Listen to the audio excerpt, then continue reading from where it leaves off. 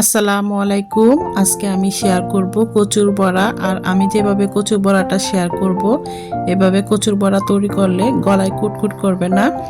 তো এখানে আমি কচু কুচি করে কেটে নিয়েছি, দেখতে পাচ্ছেন।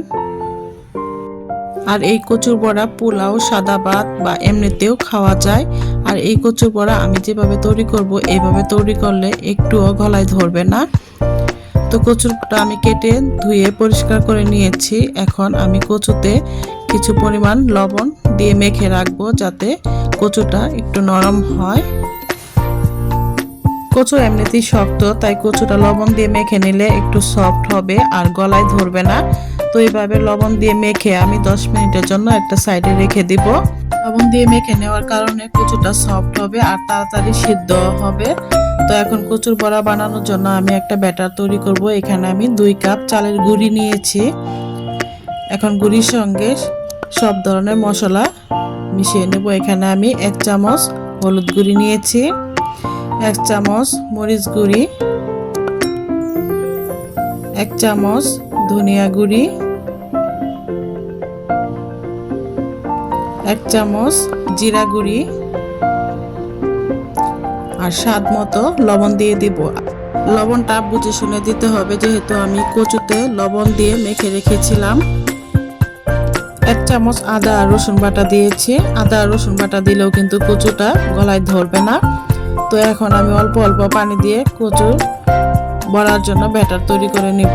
আর এই ব্যাটারটা বেশি ঘনও হবে না, আবার পাতলাও হবে না। দেখতে পাচ্ছেন আমি কিভাবে ব্যাটারটা তৈরি করে নিয়েছি। এখন আমি কচুটাকে ভালোভাবে ধুয়ে পরিষ্কার করে নিব, যেহেতু লবণ দিয়ে মাখানো ছিল। আর ভালোভাবে না ধুয়ে নিলে লবণটা বেশি হয়ে যাবে, কচুর বড়াগুলো তিতা লাগবে।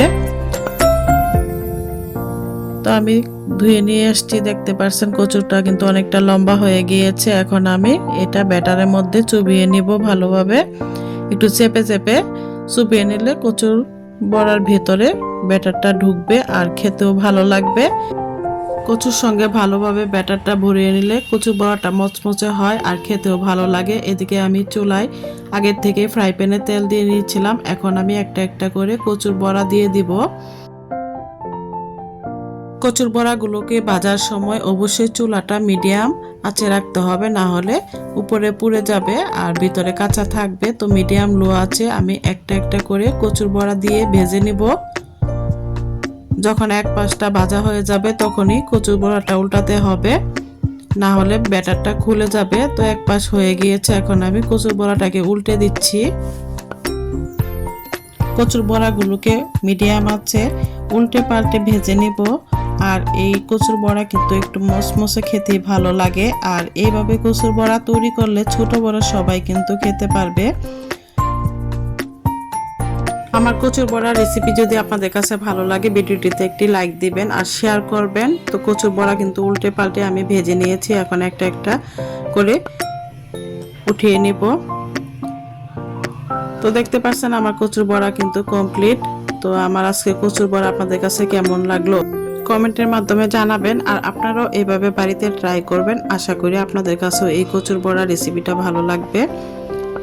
তো আমার আজকের ভিডিও এই পর্যন্তই। তো কে কোথায় থেকে দেখছেন আমার ভিডিওটি জানাবেন। আর পরবর্তী রেসিপি পেতে হলে আমার ভিডিওতে লাইক দিয়ে পাশেই থাকবেন। তো আজকের মতো এখানে বিদায়। আল্লাহ হাফেজ।